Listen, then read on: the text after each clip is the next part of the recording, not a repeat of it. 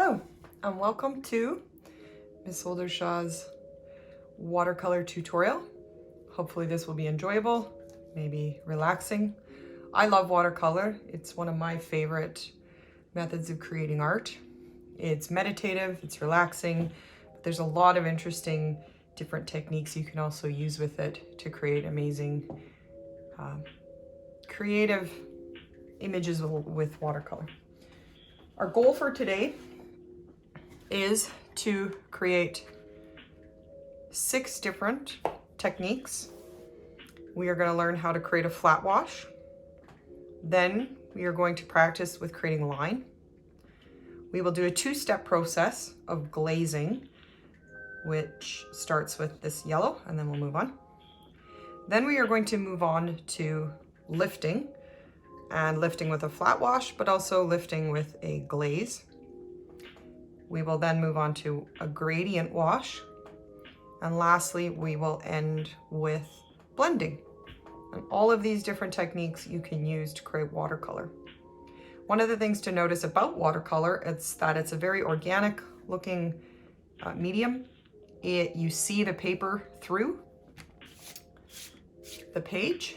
You generally will not have complete solid colors blocks like you would with a acrylic paint.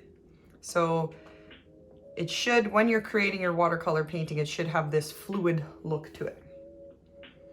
After you're done creating this or playing with this, you could be making it on a single sheet of paper, although your paper's smaller, so you could be splitting it into 2 halves. After that, you're going to create a quick watercolor wheel.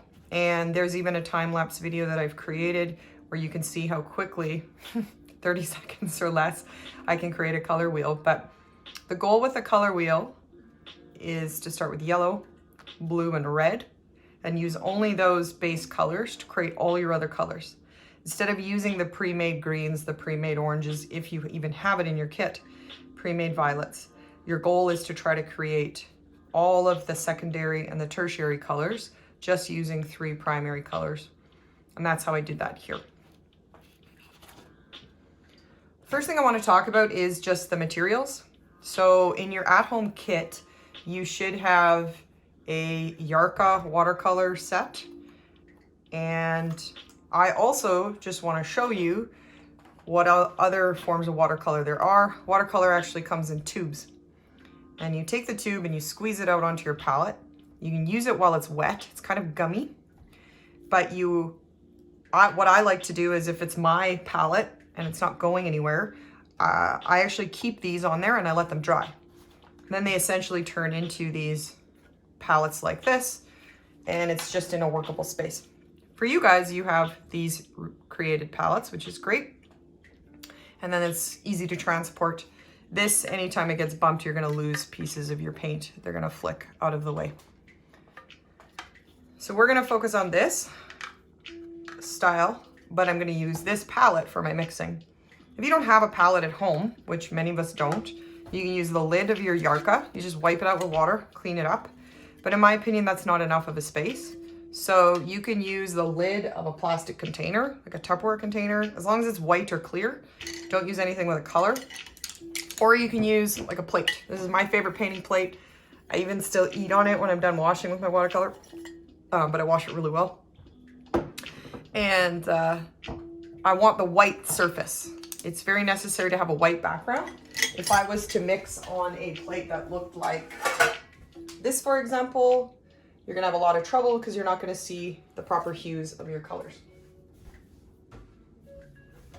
Another interesting thing about watercolor, or color in general, when we're talking about color theory, is that when we talked about warm and cool colors, we know our reds and our yellows and oranges are on the warm side, and we know that our blues and our greens and our purples are on the cool side. But within each color set, you actually have warm and cool versions of colors. You have these similar versions in your Yarka set. So you have to train your eye to do this. And one of the things is, if you got a Yarka set and it's a bit dirty, I'm gonna go to one of my waters. I'm gonna dampen it. And I'm gonna get rid of all that previous green color that was contaminating my yellow, because I want a pure yellow. If you think your colors have been contaminated, you can just dampen and sort of rub it around till you get the base color underneath. There's a lot of paint here. This paint will go a very long way, so you don't have to really worry about it. So back to the warm and cool colors. You guys really have warm and cool colors in your kit. For example, your blues, Prussian blue, or I would say a blue like this, is a warmer color. This is probably an ultramarine blue. We could test it to see. Actually, this looks like a violet. Yeah, that's a violet. But I've got two blues here. Just gonna, oh, that's a black. I guess I only have one blue in my Yarka kit. And your blue's probably closer to an ultramarine. Yeah, that's like a very ultramarine blue or cobalt blue. But you can actually have a warmer, excuse me, a warmer blue and a cooler blue. And I have that here. This side is colder. This side is warmer. They'll have more of the yellow tones in it. This one will have more of a purpley tone in it, but they're still blue pigments. In the yellow, you've got a bright lemon yellow, and then here I've got a medium yellow. You can mix these, and you can see I have two different ones there. This would be my medium yellow. That's on the warmer side, and this is my lemon yellow, and it's on the lighter side. If I'm looking at the yellow in your Yarka kit, that's definitely a warm yellow. You do have a warm and a cool red. So I'm just gonna look at the colors side by side. So I'm gonna put them on here. To me, on first look, that looks like a warm red. This one looks like a cooler red. So this one would be more on the violet side, and this one would be more on the yellow side. It's just a little background or more depth or layers of color theory. So I might say, as I'm painting, I'm gonna use a warm or a warm red, the cool red. So it's just an interesting way of understanding color. All right, so the first thing that we're gonna do is we are going to prep our paper. And I have cats, so many of you do too, but I'm going to divide my paper. I'm at home, I don't have, oh hi. I'm at home, I don't have a ruler. So I'm gonna play with my aluminum foil, and I'm gonna split my paper into 6 sections. And nobody's measuring, but you certainly can if you are a perfectionist, but I'm just gonna eyeball it here. You use any straight edge you want. This was the closest thing I had in my kitchen. There, I've got my 6 areas. What I want you to do is I want you to flip it portrait mode, and we're gonna label it. The first one we're gonna label with a pencil is flat wash. We then want to use the term lifting, and we're gonna go lifting flat wash. And then at the bottom of the same box, we are going to say lifting glaze. We are going to write line here, blending, put it on the side here. Down here will be called a gradient wash. And at the bottom is called glazing. And I also call it layering. It's known as that. And this one specifically is wet on dry. So I'm just gonna give you a hint here. Flat wash will have a water base, and your gradient wash will have a water base. Okay, so anything that is a wash, you're gonna see the difference between a wash and a glaze as we work through this. The next thing is when I'm looking at my area, I want to make sure I have two containers of water. One is going to be my clean water for prepping my washes. The other is going to be my water for cleaning my brushes or pulling it when I'm going back and forth between colors. I get messy, and you always want to have in your hand, I'm right-handed, but I always have in my hand a paper towel. It just stays in my hand at all time. It's just part of my technique. So I need that, and you're gonna see as I go. The next thing you're going to want to know about is your brushes. And I've got a variety of brushes here. These are all called flat brushes, and you see they've got a flat edge. Now this is not the best quality flat brush because I don't know if you can see it on the camera, but it's kind of been frayed a little bit. But I'm gonna use it. And then this one is a flat brush, but it's also got a taper to it. You don't actually need to worry about the taper. That's not really necessary for watercolor. This is a very large flat brush. So we use these mostly for washes. Then I also have my round brushes, and what they should taper to a point. This one has seen better days, but I'm gonna use it anyway because some of you might have a brush in your kit that you took home that looks like that too. So if I dampen it and I pinch it with my fingers, hopefully I can get it to taper to a better point. So for a practice, that looks pretty good. Yeah, it's pretty good. So we are gonna be using this flat brush. This one, just because I can, I have it. And I'm gonna be using these two round brushes. And I don't really need my pencil anymore. I'm gonna set those to the side. The next thing you need to do is prep your Yarka paint. So I'm gonna take I'm gonna take my flat brush, and I'm gonna take some clean water, and I'm gonna put a drop in all the colors I need. White is useless right now, we don't care. We don't want the black, we don't want the brown. The rest you can play around with, but our main focus is using our primary colors. So I'm just gonna, let me use my dirty water. I don't wanna. 1 or 2 drops, that's it. I think I even added too much drops in the one. And my orange, drop in my yellow, drop in my violet. I've got a cool green here.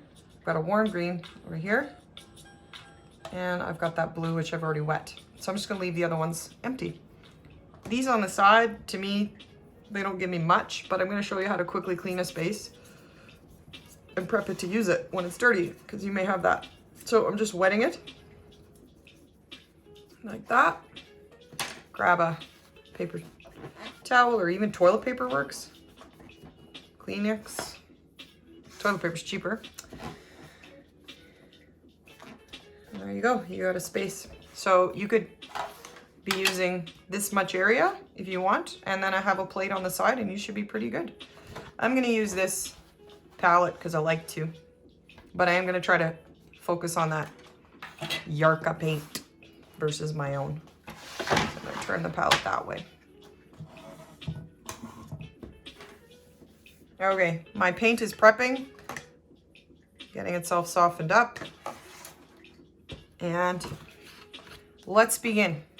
So the first thing that we want to focus on is doing a flat wash. Remember, watercolor paint is about using the water itself is actually part of the process. And you need to work with the water. The water doesn't always work for you.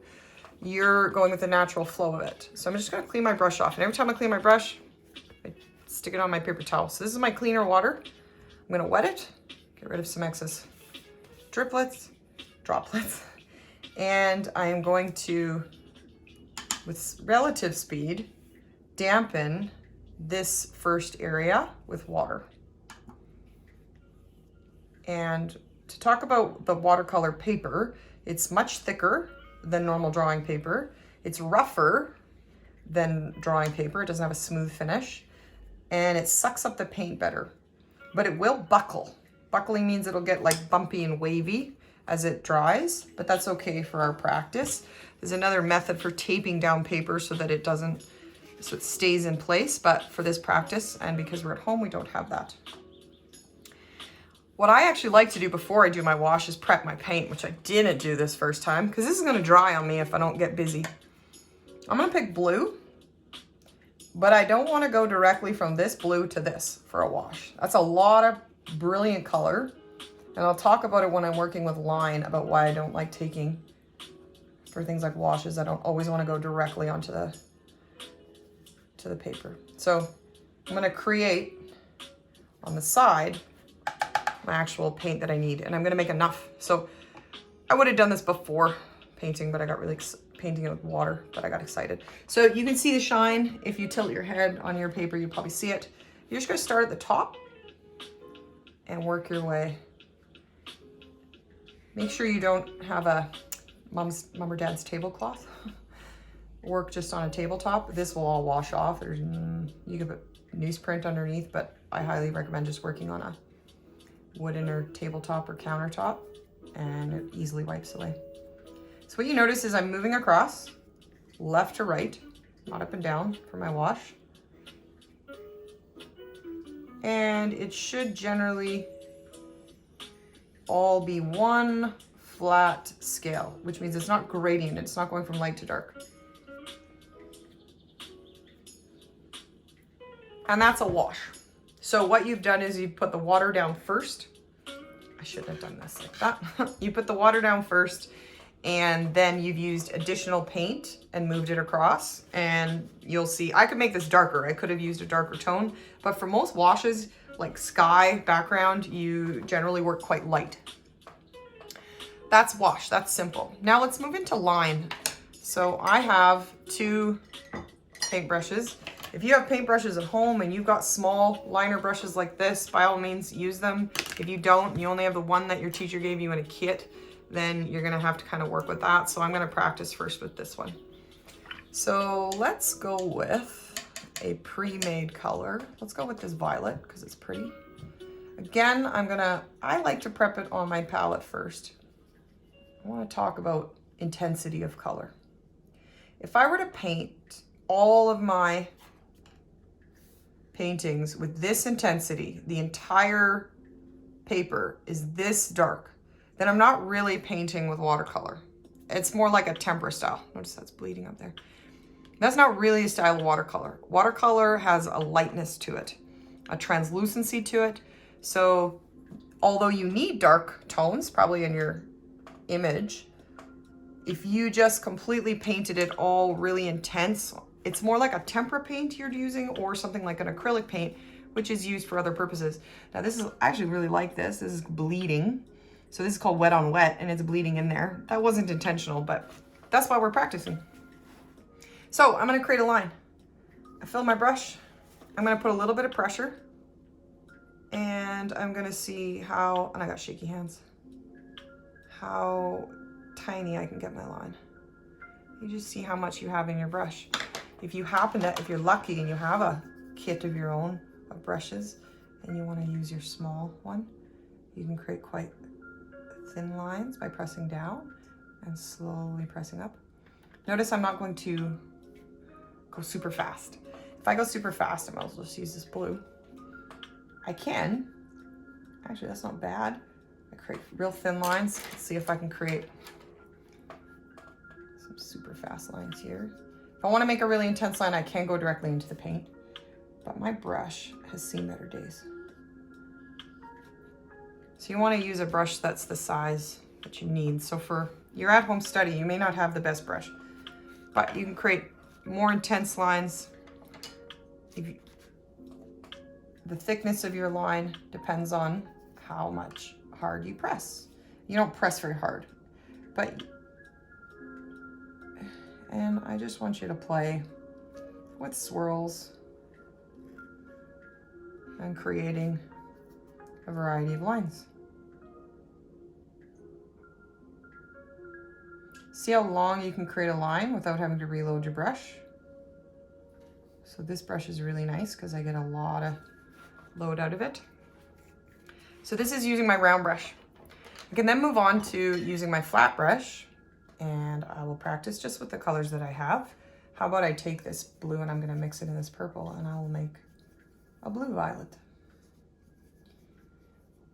Might as well. All right, so I have my full brush. I'm gonna start on the left side of my page, and I'm just gonna make a block across. But as I go and work slowly, you'll notice you're going to get a gradient scale out of it as your paint loses its intensity. So that's an example of being able to do a block of paint. If I were to pick it up and go back and back, you're gonna see like a starting point and an end point, because every time you have a layer. So if I wanted to go over it and darken it, I'd go over it a whole another time all the way across if I wanted it to be a solid single. The next way I can create a line is by using the chisel point of my flat brush, and I just work my way across, and I can play with that as well. So practice a few lines for yourself. You could pause the video after each of these steps. I didn't mention that, but I should. After each step of the video, why don't you pause it, play with it, and then watch the next step. So the next step I need to do is I'm gonna jump ahead all the way to glazing, because I don't wanna run my colors over like I did here. So that's a prime example. Actually, it's good to learn from a mistake. So what happened here is if you put two wet colors side by side, the color is gonna travel and it's easy, you know, water flows to the easiest method, easiest direction. So if you want that, go ahead. But if you didn't mean for colors to bleed into one another, make sure the one is dry before you work with a spot next to it. So we're gonna jump ahead to step one of glazing or layering. And I wanna use my yellow for this. So it's pretty wet, but I'm gonna add a little bit more. Oh, and what you see there is I didn't clean my brush well enough. So that's a really good moment to reflect. So I'm gonna dab that out and just start over. So I'm gonna clean my brush over here. I'm gonna then put it into the clean, and add, and now I get a better yellow out of that. And I wanna make more yellow. Notice how I'm picking it up near the water because I know myself, I'll drip. Again, you could be directly going out of, let's try actually painting directly out of the palette. So with this yellow. So what I'm gonna do is I'm gonna create the first layer of my glaze, and I'm gonna paint yellow in this entire box. This is not called a wash. The reason why it's not called a wash is because I didn't wet the paper first. I'm just putting wet paint on a paper. And the difference, one of the differences is you're gonna get a more intense color than I would with a wash. You see the wash is much lighter. Washes are great for creating skies when you're doing landscape painting. Okay, so I can keep brushing over till always in the same direction with my wet brush, till I feel like I've got a nice flat spot. Perfect. That's what I want. Now there's another, that's only step one, but I gotta walk away from it for a while, and I'm gonna work on a next skill. So we're gonna move into lifting, and I wanna use a, let's see, I still wanna stick with my blues. I love blues for sky, so I wanna train you guys to use some sky, but I'm gonna create a new blue. I wanna create like a blue-green. So I'm gonna go to my blue color. My palette has blue in it already. I might as well go there. Ooh, it already is a gorgeous blue-green. I'm gonna add a little bit more. I don't wanna contaminate my next one, so I'm gonna clean my brush before I go grab new colors. I don't wanna use green, because I'm gonna train myself to use just this yellow. And now I've created a real intense green. So quite strong green, but I'm going to go back to that blue and add that and make that nice blue-green. Notice I'm constantly dabbing my brush in there. You'll get used to deciding how much water you want on your brush at a time, especially when you're grabbing new paint colors. Okay, so the first lift that we are going to do is a flat wash, and I'm only gonna use half of my page. I'm gonna clean my brush completely, go into my water, and I got a little of that color in there, that's fine. And this is dry now, so I'm not too worried about it bleeding. And I'm just gonna do a flat wash on half the page. I've got my paint prepped the way I want it to pre-wash, which is good. If you find it's pooling too much, grab like that, squeeze some off, and we'll talk about that more in a moment. So, grab my color, work my way across, grab more,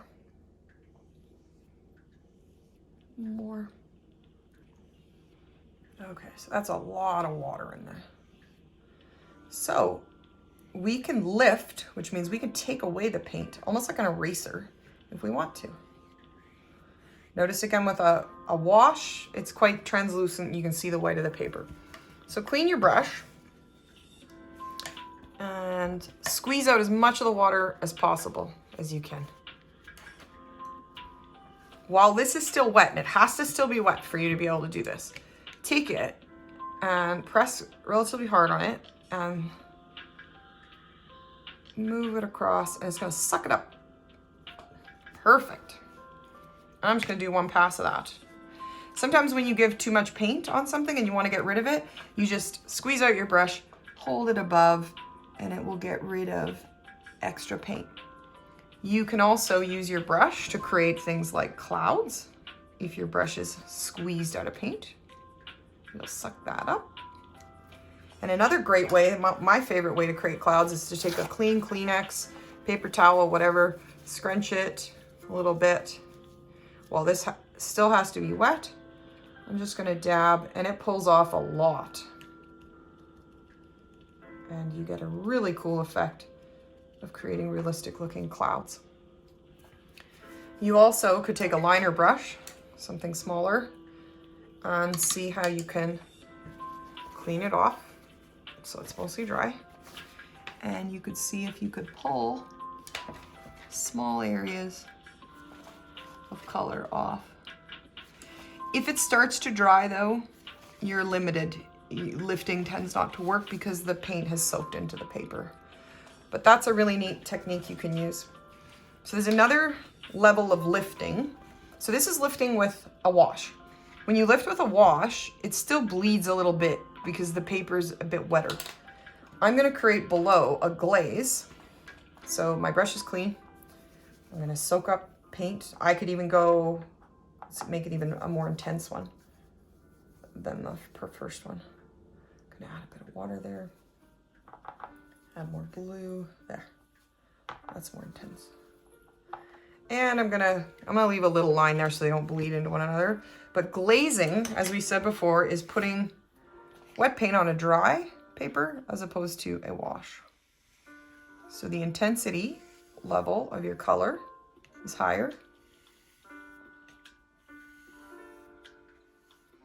And I'm gonna work my way across. And I can go directly into my paint palette, and you'll see just how much more color you get when you go directly into it. So you've got different ways of doing it. So this would be more like a night sky versus day. So I'm gonna do the same techniques as I did before, using this time my glaze. So clean off my brush completely, squeeze out as much as I can, put my brush on the edge and pull it across slowly, and see how much I can pull away. Great. So with the glaze, you notice the lines are a bit sharper than they are with this wash because the water is bleeding less. If I were to take and try doing the edging, there's the chisel tip of my, I'm gonna form it real nice, tap it on there nice and dry. Maybe I can create some interesting clouds. And just keep pulling that off, drying your brush, pulling that off, drying your brush. You can pull off more paint. But again, remember the paper towel method with the Kleenex. You get really, really nice clouds. Oops. Make sure you're gonna want to practice. What I noticed though, so you notice how when I did the wash, I was able to pull more paint away because it was wet. When I do a glaze, I have less I can pull away, so I don't see as much white on the paper because it's already soaked in. Oh, look at me making a mess. There are some little tips you could do. So let's imagine I've got this yucky area that I didn't like and I didn't want it to be in there.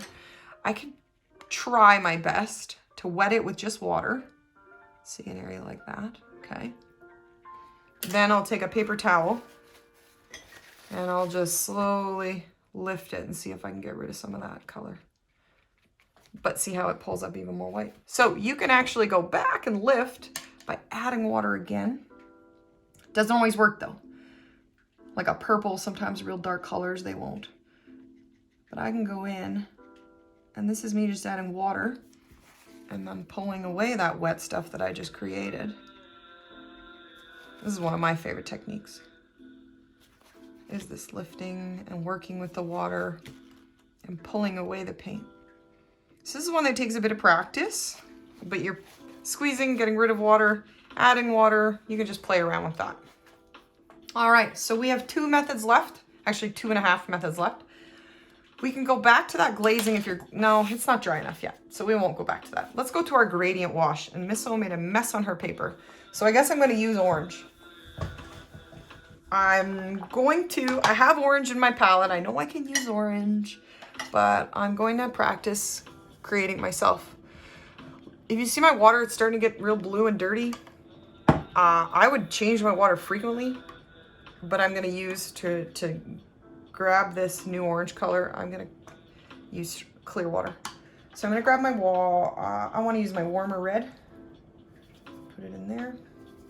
If I were to go jump right into that yellow again, I'm gonna mess up that color. So throw that in the dirty water, do a double rinse in the clean water, grab a lot of yellow and put it in there, and you've got a good orange. Great. So gradient wash means it's gonna go from light to dark. So, oh, look at what I did. Got my water a bit dirty, but I'm close to the end. So first thing with a wash, remember, we wet our page. And I always like to pre-prep my paint on the side, or at least have my paint wet and ready to go so that I'm not losing my water from dry time, because it does dry quickly and it sucks it up. So you can't just chill and take your time when you're doing washes, especially on a very large piece of paper. It's kind of got to go all in one. All right, so that's nice and wet. I'm going to grab my color here. I'm going to put my first layer on with full color. And I'm not going to pick up more paint. I'm actually just going to keep going down without any paint.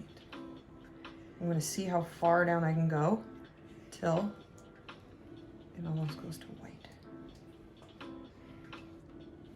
Perfect. I can even use my lifting technique if I think I got too much over there. I've squeezed it out. And just tap, tap, tap, tap, tap. Then you're going to see a real sharp difference there. I'm going to go over this wash one more time, and I'm going to add more intensity of red at the very top. So this time what I'm going to do is more intensity, as long as my paper's wet. Yeah. There, I like that better. I'm going to work, and I'm not pressing as hard. I'm working my way down. I think I like the first wash better than the second. Just depends on how intense you want your color. So that's a gradient wash from light to dark, or dark to light. The last section is blending. So what I'm going to do for myself is I'm going to draw my, oh, I got a bit of water on my paper. I am going to draw a circle or a balloon or something. And I'm going to draw myself a rectangle just so I have some space. What colors have I not really worked with? Fun greens. And I want to go red. I want to play with red some more. So I didn't clean this brush. One thing that you guys, you never leave your brushes in the water. That is a clear nope. Don't leave your brushes sitting. They get warped, they get bent, and they're not happy. So I'm gonna clean it in my cleanish water, and I'm gonna go to red. This time I'm gonna use a cool red, and I'm gonna prep it. And I will use one of the colors I already have on my palette. So I think this red does not have enough water in it because it's not going to move the way I want it to. So I'm going to add some water to it. Here's what we do when we're doing blending. And I'm going to use this. Nope, I'm not going to use that. I'm going to start at the top. And I could be using a flat brush for this too, depending on the size of my flat brush. This is a glazing technique, and that I'm gonna go over the lines. I don't think my reds has enough water in it. I don't like the way it's getting that dry brush technique. So I'm just gonna add more water so it flows better. There, I like that better. I want it to be nice and wet. It's a very intense red. Personally, I like when my colors are lighter when I'm doing watercolor. So you gotta work quickly. And I'm gonna work into this orange that I already have. And I think it's wet enough. And I start at the bottom and I'm gonna work towards that red.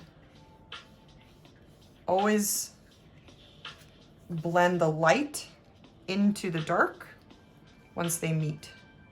So I'm gonna go upwards into the red. I can pull a little bit of the red down. Then I wanna clean my brush again.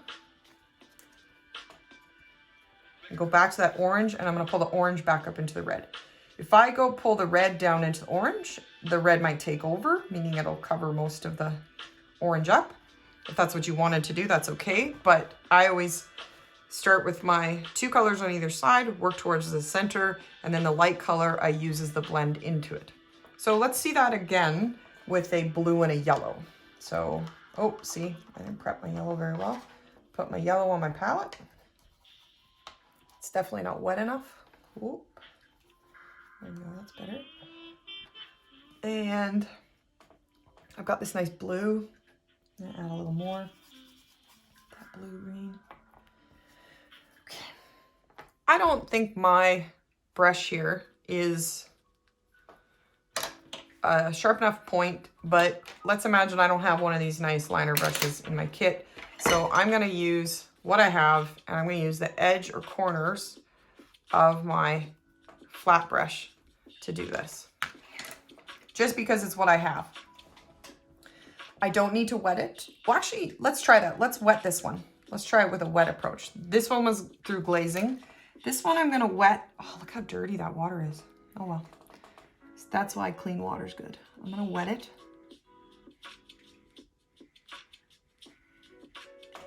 That's gonna help me guide my paint. Clean that a little more.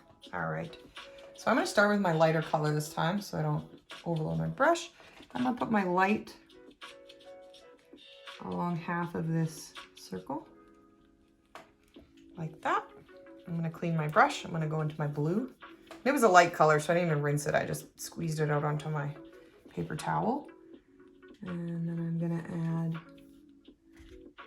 my blue. And just push it around on that water, like so. And now I wanna blend it. So I'm gonna clean my brush, squeeze out most of the paint, go back to my yellow, actually get even more intense yellow. I'm gonna grab my water that needs a rinse. I recommend that if you're at home, you should be rinsing your water more often. There, I got lots of yellow there. But I've got a very wet, this paint is still quite wet. So if I add a bunch of globs of more wet paint, I'm gonna get a big, it's just gonna pool too much. So I squeezed out actually quite a bit of it. And I'm gonna blend those two together and let them kind of mix. I could use the corner of my brush, kind of treat it like a liner. And you see, you get a blend of yellow to blue, making that green. Another thing you can do is, I'm gonna use this one. I'll just show you, if I'm blending, this is a blend of warm colors, obviously. If I am blending, let's make a purple into, or blue into a, if I'm blending my primaries, or anything that's analogous on the color wheel, they blend well together. One will transition into the next. So I'm gonna take this red and this blue and they're gonna blend together. So on one side, as long as I've got it nice and wet enough, I should have lots to work with. Dab off any excess. And I'm gonna have some on one half. Clean my brush off. Grab that red and work my way towards the center. And now my red, I think, is the lighter color. And I'm gonna blend it into that blue. I'm not gonna go all the way across though. I'm just gonna kind of move it side to side. But what I don't like is I don't like this. If I was trying to have a gradient, see how it's like a sharp line there? Maybe I wanted that, maybe I don't. But I can go back to my blue and just play a little bit, trying to remove any real sharp lines and using my brush. Maybe now what happened was I cleaned my brush and it's dry. Now I'm lifting, which wasn't what I actually wanted to do. So I'm gonna put a little bit more paint on my brush and I'm gonna work my way from the outside in. That way I'm not contaminating, and then slowly pull it out. So that's a good blend where, again, I go from the outsides in, and then I usually layer the light color onto the dark color and use that.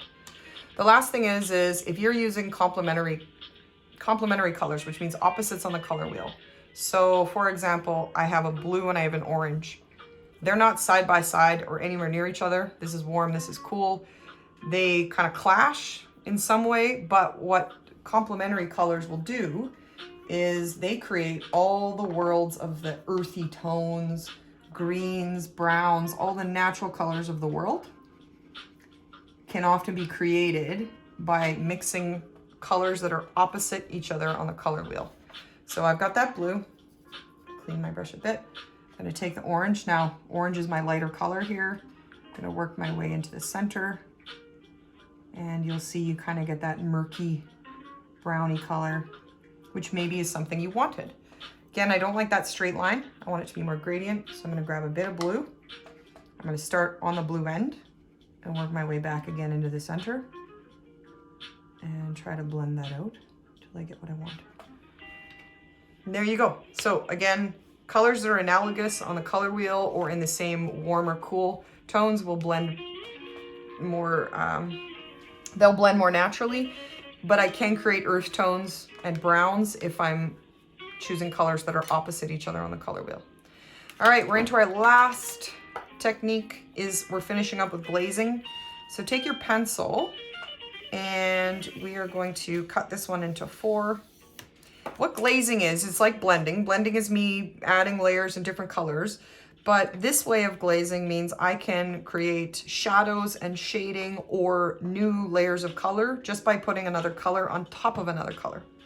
So I've got colors already mixed, so let's just use what I have. I'm gonna take that red, make it quite wet, and I'm gonna put it all over this square. And I've created another color. And I think I would have rather have used my block brush for this, but as long as my paint's wet, it generally will flow. All right, and it's, okay, this time I'm going up and down. So let's try a green on a yellow. Do I have any green left? I'll use up the rest of this really light color. This light blue green, it's gonna be almost like water on top of it. And I'm gonna slowly change this yellow into a new tone, new hue.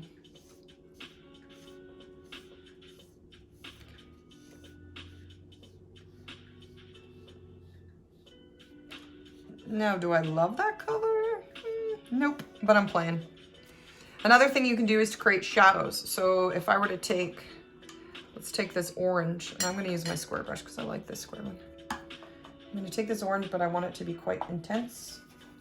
And again, I'm not cheating. I'm gonna use up the rest of my yellow because I'm at the end of my, and I'm gonna create a line down on that yellow. Like that, and then let's try a red one.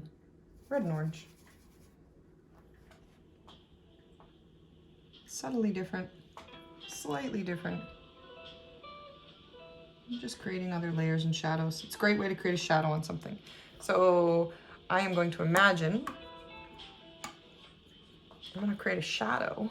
I'm gonna take a real intense red. I'm just gonna go directly from my palette, oops, onto my paper. And I'm gonna put it on there, and it's gonna be quite intense.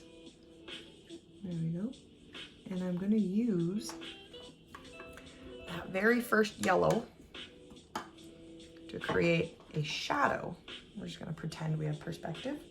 But if I go yellow on yellow, and this is an intense yellow, it's the same yellow I had before, but it will make it more intense just by adding a layer on a layer. When that dries, it'll be darker. It'll still be yellow, but it'll be darker. So we have a shadow there. So that is all of your techniques that you can use. Again, flat wash, line, gradient wash, lifting with flat wash, lifting with glaze, blending, and glazing, layering, wet on dry. Following this, you should be practicing a color wheel. Remember, the goal is to create all of your colors in your color wheel using red, blue, and yellow. Thank you.